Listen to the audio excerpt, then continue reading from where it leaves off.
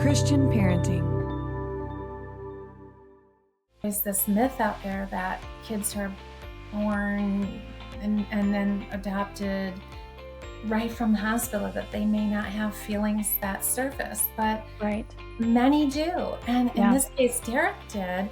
And he said to me, I never put it together that this was related to my relinquishment. Hey, welcome back, families, to the Call to Love podcast, where, as you know, each week we lean into the practical, the clinical, and always, most importantly, the biblical aspects of callings related to foster care and adoption. Today's episode is focused on what your adopted children need you to know the most, and specifically our teenagers. And this is a really important topic. I am eager to learn from our guest. She is Susan TeBos. She's an author, speaker, mentor, and wife and mom of 3 adopted kiddos. She's got a lot of wisdom. She has gone through all the phases of raising her kiddos and launching them out into the world and successfully doing so, but not without some challenges and some lessons along the way. So, Susan, welcome. We are eager to learn from you today. Thank you for being here. Oh, you're so sweet. It's going to be great to be together. Thanks. Absolutely. Yes. So a mutual friend connected us, and listeners, you'll remember our sweet friend Jody, who was on the show in recent episodes. And so she connected us and said, y'all gotta meet and y'all gotta talk. So I'm really excited just to learn you specifically have a heart for encouraging adoptive families going through and raising them through the teenage years. And so I've got one on the cusp of that. And so I want to know all the things, but I always love for my listeners to get a chance to know our guest. And so please share with us just a little bit more about your family and your heart for adoption and parenting teenagers. Sure. Yeah. Yep. You're right. I'm an adoptive mom of 3. Our kids are adopted from Russia, so it was it's been a little bit a while, but I definitely remember becoming a mom in Siberia, 40 below zero, holding that 7.5-month-old. Oh my goodness. Little baby boy, and just wondering, what do I do? I don't know I don't know. Is that pretty common? I don't know, but I felt like it was big and overwhelming. And yet I felt such a draw and a love for him. So it was awesome. And today he's 26 years old. So it's amazing. Wow. I have 3 kids, 26, 25, and 23. And we live in Michigan, so about 30 minutes from Lake Michigan, lots of sandy, beautiful beaches, wineries, and it's a beautiful place. Just lots of woods and lakes, and it's a great place to raise a family. So that's us. And I've been married to Mike I'm losing track. I feel like it's almost 30 years. Somewhere in that vein, right? Somewhere in that ballpark. Interestingly, though, when we began the adoption process, I saw an ad. No, it wasn't an ad. I shouldn't say that. It was an article in the local press when it was a newspaper, and someone had adopted from Russia. And so we were growing in our faith, and I felt like, God's pointing this out. He's really calling us to this. And then I turned to my husband, who was sitting on the couch, and I said, Mike, I think this is what we're supposed to do next. And he said, no, it's not. I was like, I hear that a lot. Oh, that's okay. But he, you don't pressure that. You all have to be on the same page. And so it took him time and prayer, and he went away on a mission trip, kind of detoxed from the U.S. Me Too, self-indulged environment, and came back realizing that this was where we needed to go. And so we went to Russia 5 times in 5 years. Wow. And so our heart is with our kids and adoption. So, yeah. That's incredible. I love that. And so tell us just the early years. I know, because we're going to focus on teenagers and kind of making that our big point of discussion, but the early years of being an adoptive family and connecting with your kids and what that was like and any challenges that might have arisen then. I would say the connection was really good when they were little, because we were very, I mean, it's a time where it's fun, it's playful, they're active and busy. My first son did have some developmental delays, so it was nice that I was prepared in advance, that God had prepared me in advance to be able to chase after the things that he needed. But all in all, as littles, they were great. They were fun. They were funny. Lots of dancing, hiking, preschool, school, all the things. I would say started really sensing the change when they hit puberty. Okay. Change meaning they kind of went from being really fun to kind of like not so fun. And then I had to Mm, sort out, what is it? Is it the adolescent teen years that's right. surfacing, or is there something deeper surfacing? And I didn't know what was going on then. Yeah. And so I was a bit confused. And I Sure. would say to anyone out there who's kind of confused like I was, that's pretty normal and common. And yet we also need to grow in that area. And that's what I tried to do. I started reading everything I could on attachment and loss and grief and all the things that adoptees go through as they try to make sense of what happened to them.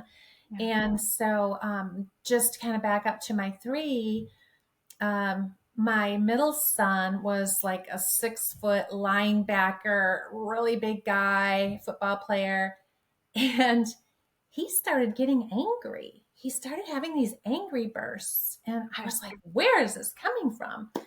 And obviously he's living life, going to school, but he was having these waves of emotions that he didn't even know where it was coming from. Mm, My oldest, he's more of like a tech geek kind of guy, a little shy, and he just kind of fell under the radar for me. He's kind of compliant and always friendly, and he kind of fell under the radar, so I wasn't thinking that anything was going on there, but it okay. was. Mm, And then finally, our daughter, she's just the life of the party. She's always like, I think she got voted class clown her senior year. But I would say around 17, she started having this really strange mix of emotions. And um, part of that is that we began searching for their birth families, okay. and we were successful. And we found two of the birth families. And we wanted to do that as soon as we could because we weren't sure what the future would hold, if we would be able to find them. And now, as we look at what's going on in Russia, it's obvious that we Yeah. can't even get there. So we did find two out of three of our children's birth families. And in our case, our big linebacker football guy, he was thrilled. He was 18, maybe he was going on 19, but he was thrilled to connect with his birth family, that story, see pictures. But our daughter was 15 and she ran to her room when the information came and she says, "Mom, I Oh, don't wow. want to know this because it might mess with me." Mm, So I guess the point of all this is that every single teen processes loss some way, and each one is unique, and we have to step up as parents to kind of lean into that and figure out what each of those teens need in order to process loss or grief, anger, who knows what will surface. And the beauty of this is, I think God's preparing us to do that because He wants them to become who He intended them to be. yeah. And He wants them to be healthy and to make sense of their story. And for parents, we get to step into this, and that's the beauty of it. But it's not easy. And so Right. I think we can talk about that too. For sure. Yeah. And, it's really difficult. We've talked about this on the show before.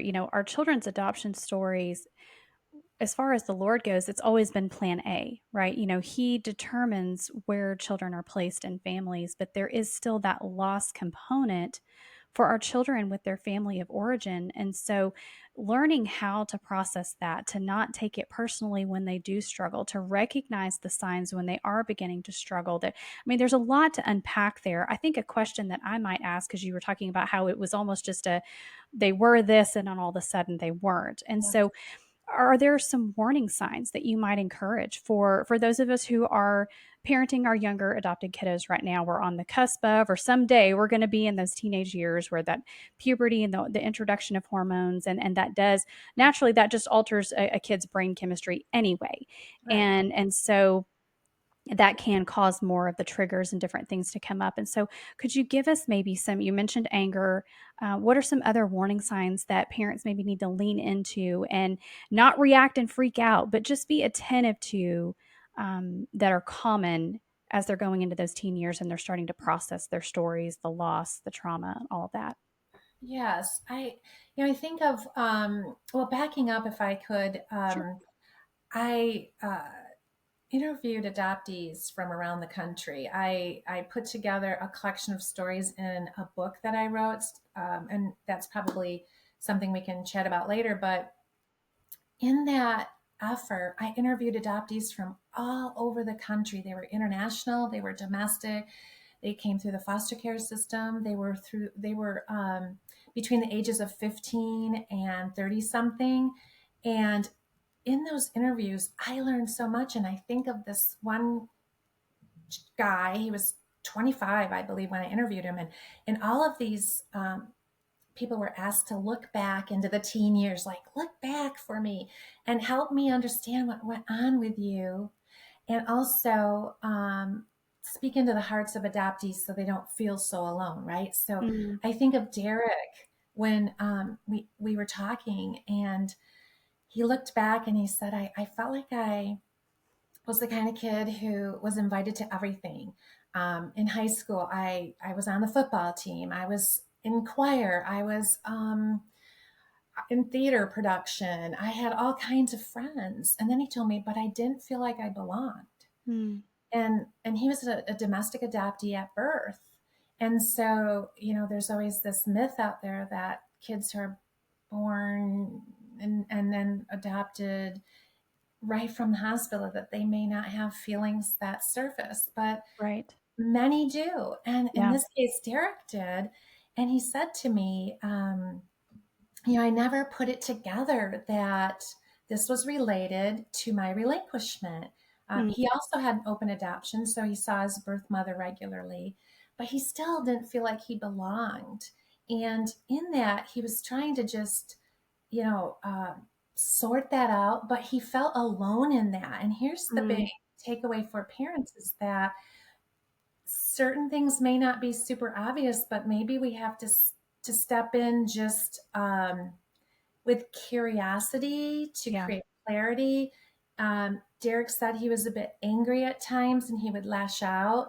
And I love this about dads is that his dad stepped up in a new way in his life. Like his dad could have been a couch potato. I don't remember. But his dad started lifting weights with him and running with him. And the two of them trained for a half marathon. And what essentially was happening is Derek's dad was creating a soft landing space Yeah. for Derek's emotions. And so they could, I guess his dad was earning his trust because trust equals, you know, relationship, right? Right. And he was Right. trying to earn that trust. And so they started talking and they started talking about his emotions. They talked about things like the future, they talked about spirituality. And these things were very important for Derek to sort out. A lot of teens are left to sort that out on their own That's a good point. because we're so busy doing so much, and we don't just stop and say, okay, there could be something going on. I just want to let my kids know, give them permission that it's okay to talk about feelings that surface about birth family, about relinquishment, if whatever it is, we just need to give our kids permission. and let them know we are for them. We want to be that trusted ally. And whether, like you asked, are there any clues or signs? I would say, unexplained anger, Yeah. isolation could be a sign.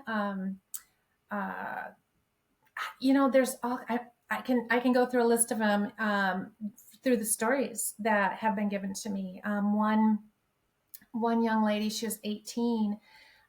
She could not connect with her birth mother, and she was adopted from Guatemala. I'm not sorry, not birth mother, adoptive mom.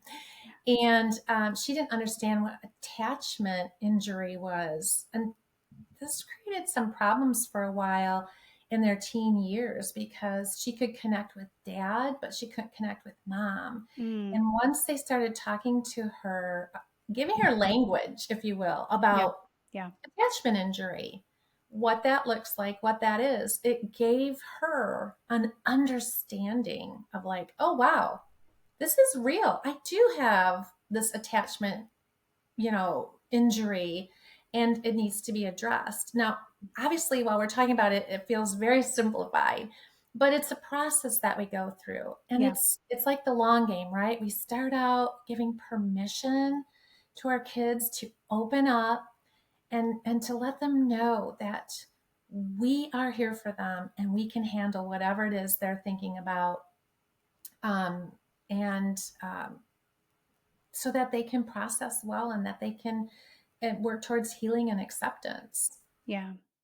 I love that, Susan. I think that is so important. And we do talk about that a lot of creating that safe space for them to feel, for them to question, for them to wrestle with their stories a little bit, but to not fear our responses or not fear that they're hurting us or that it becomes this, choosing between family of origin or adoptive family. And we have to lay all of that down. And it is a process for us Mhm. to, kind of reconcile that to ourselves as the adoptive parents.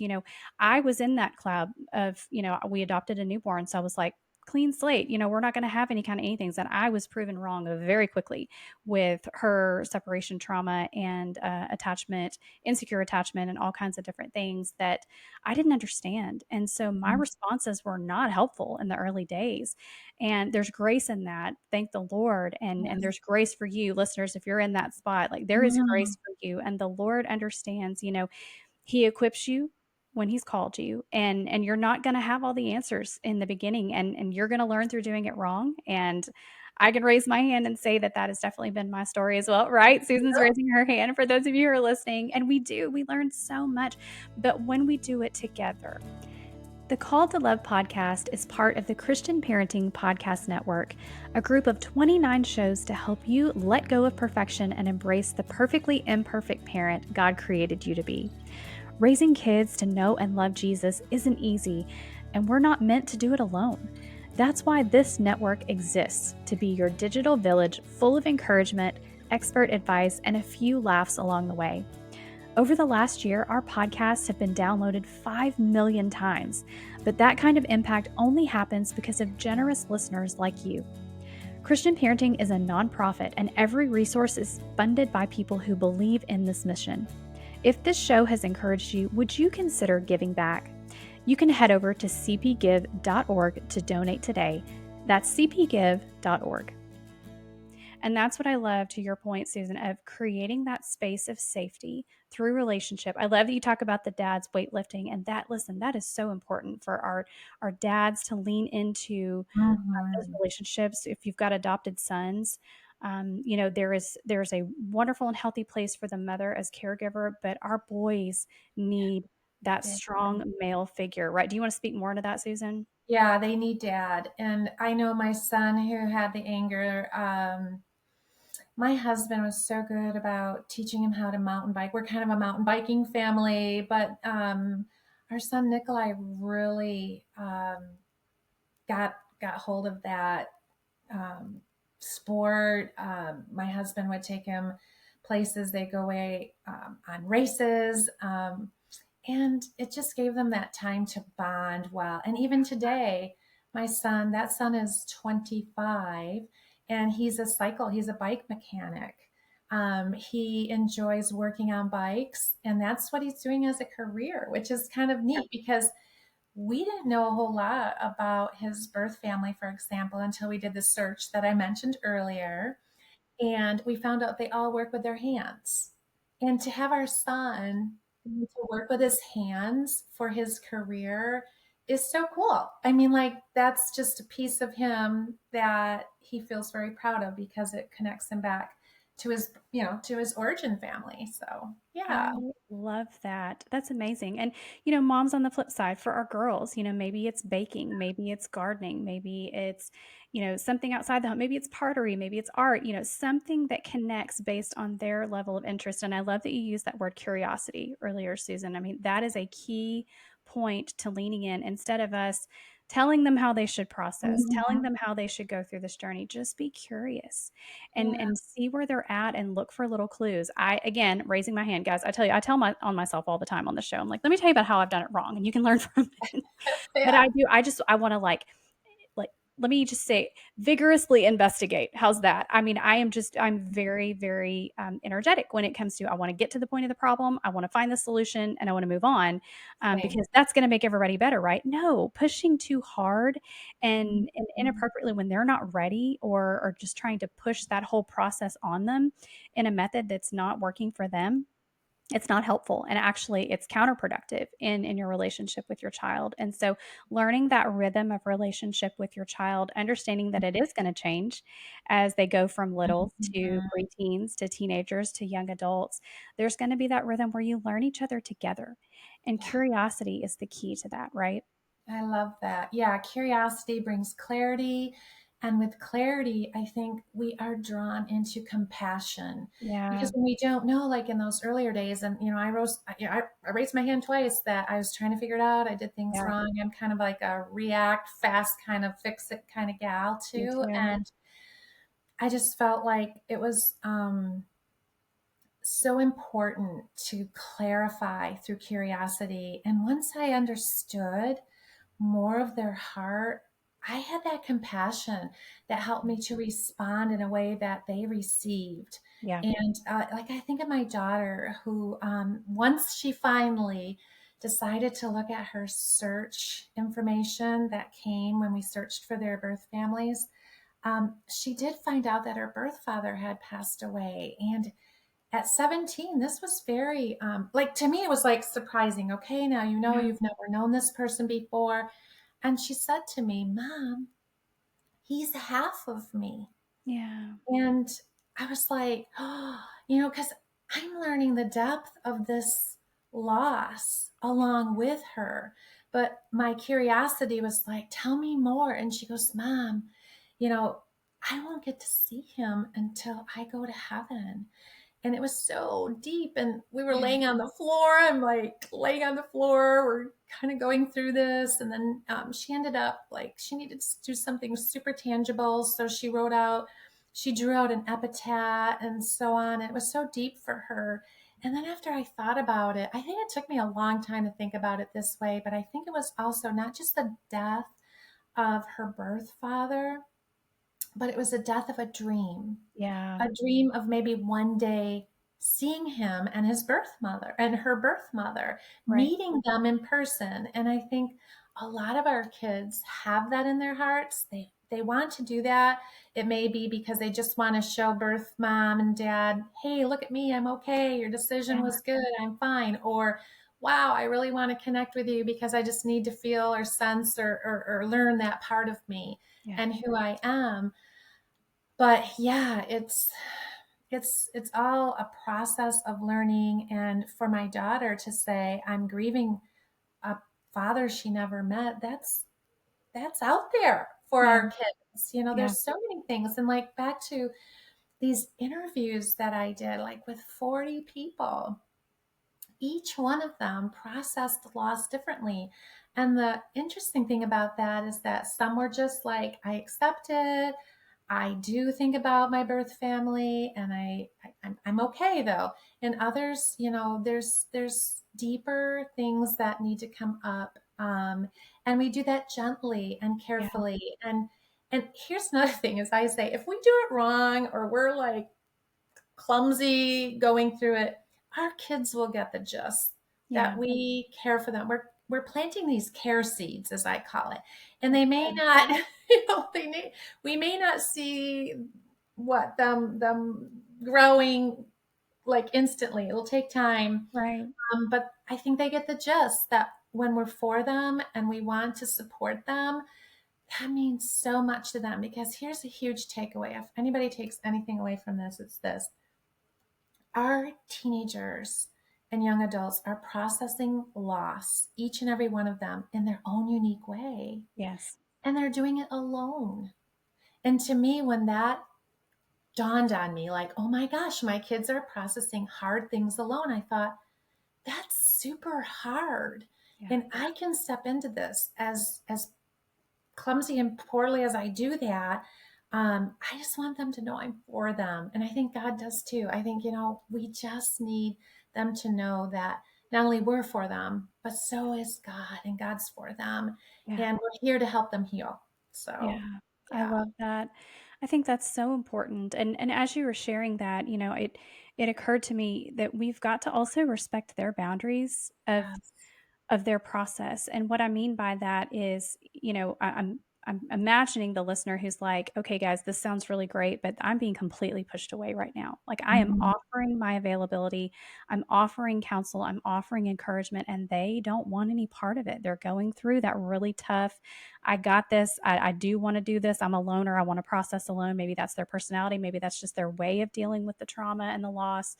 Um, that can be really, really difficult. Susan, do you want to speak into that parent who's like, I'm here, I'm trying, I'm offering, and my kiddo does not want any part of that?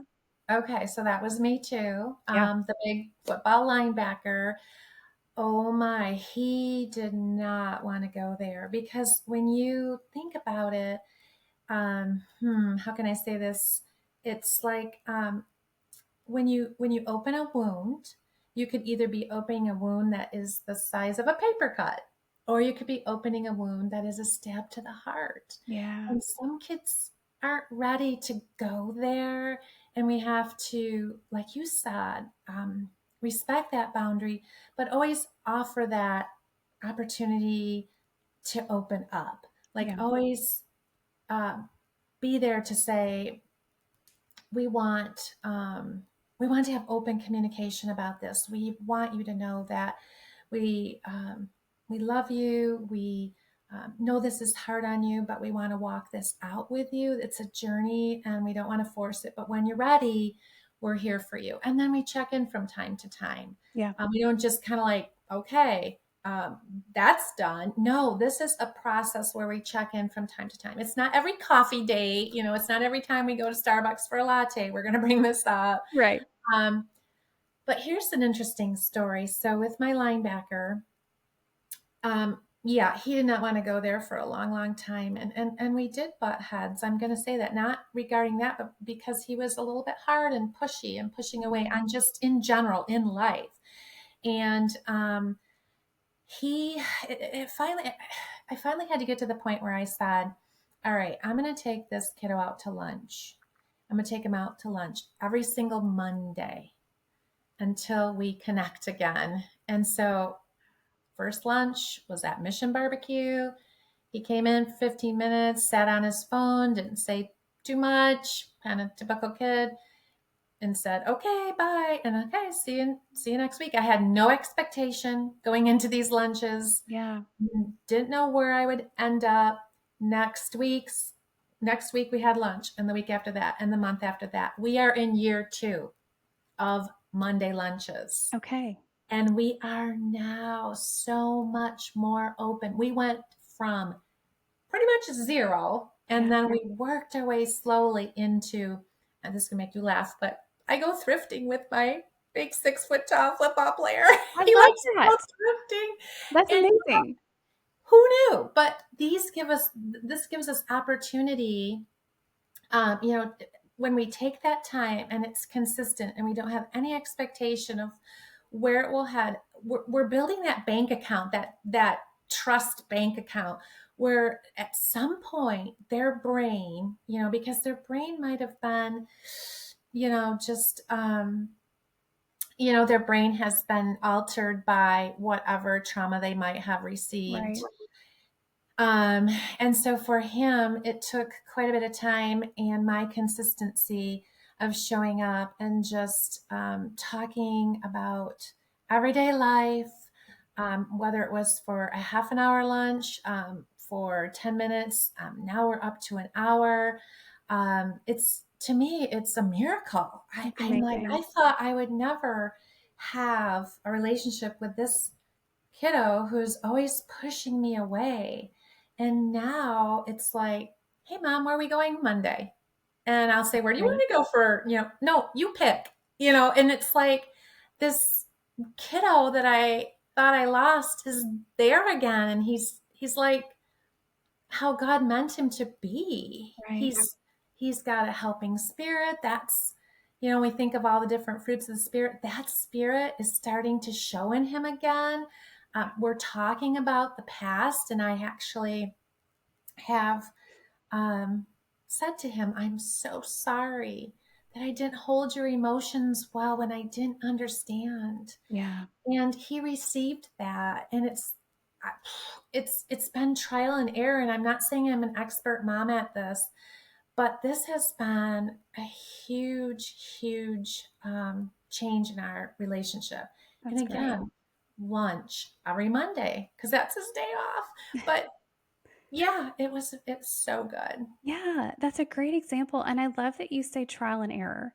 And I love Mm-hmm. that you would give the example of 2 years. I mean, over time, this is a slow process, and everybody's going to process and operate at their own speed and build trust and build that relationship over time, but it's the consistency. And I love that he's in his 20s and you're still in this. And so it's not like we get through these teen years and we wipe our brow and we move on and everything's, it's really important. And I talk about this a lot too, is like parenting's forever. We don't just like listen, y'all know I'm about to graduate one and I'm so exhausted and annoyed with this whole all the lasts and all the finality of it. I'm like, guys, there is so much more on the other side of this of relationship with my son. Yes, it's going to look different, but this is ongoing.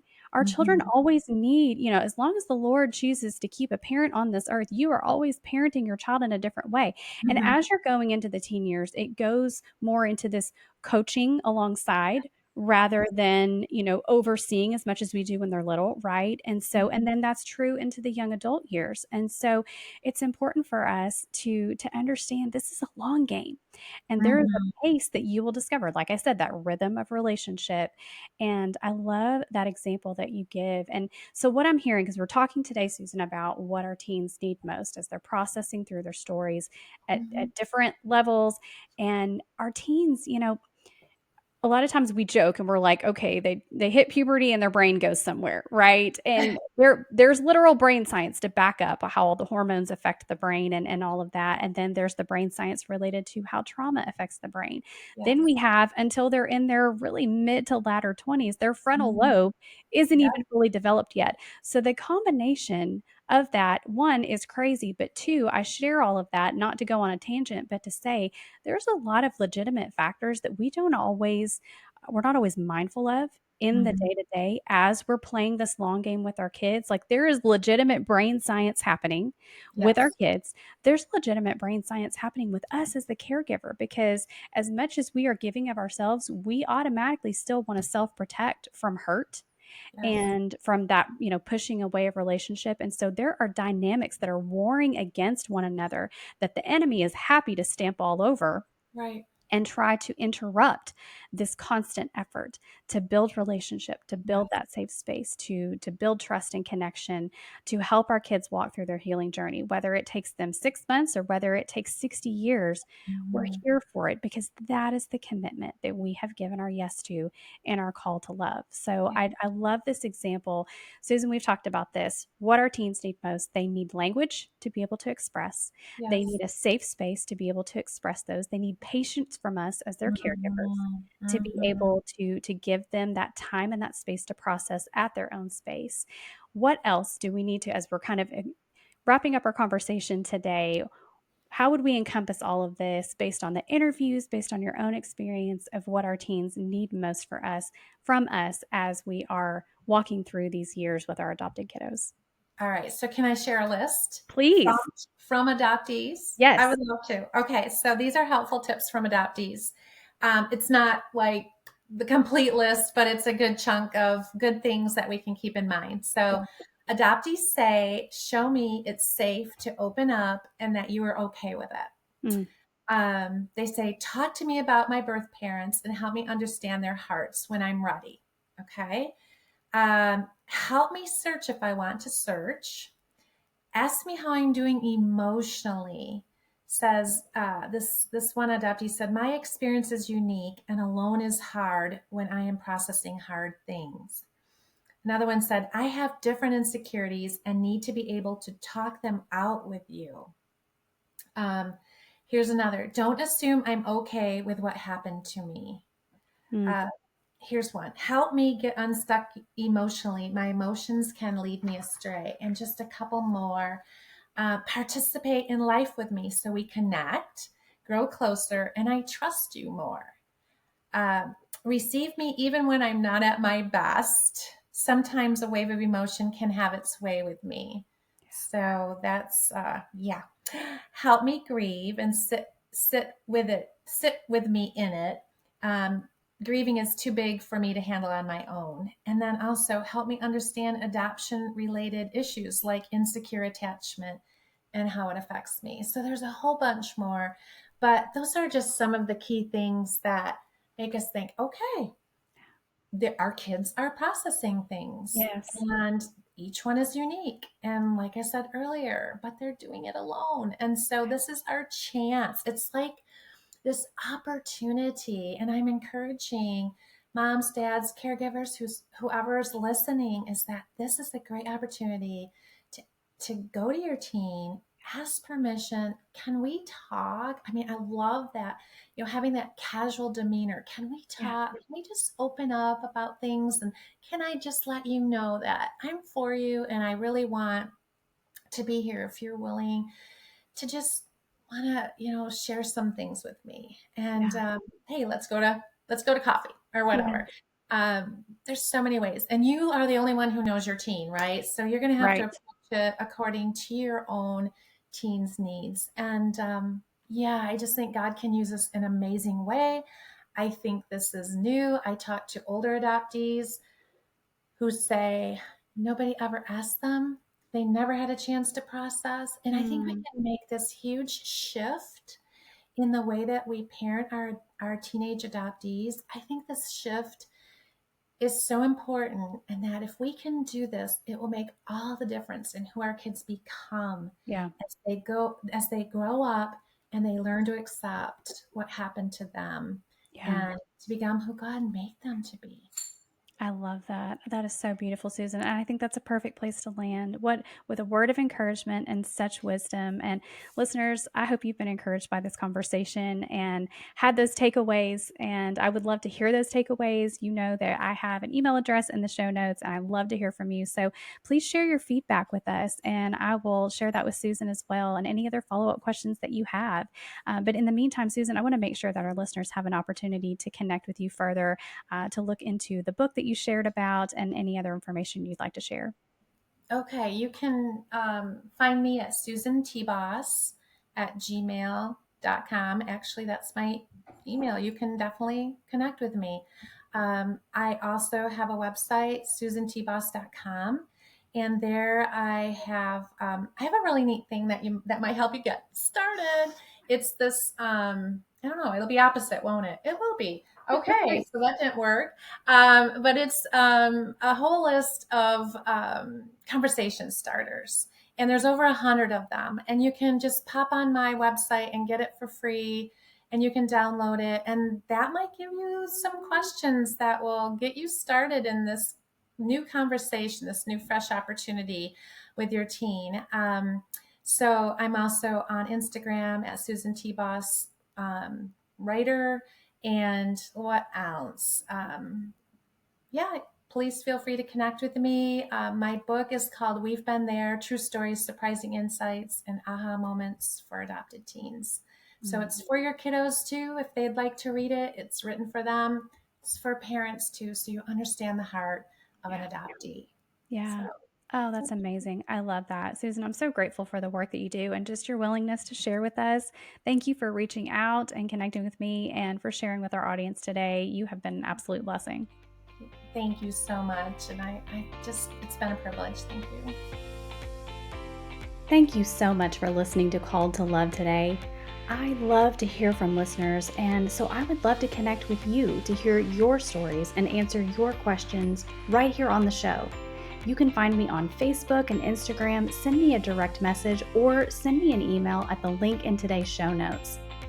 I pray you have been encouraged by today's episode to walk in faith and continue to embrace your own call to love. Until next time, blessings, sweet friends.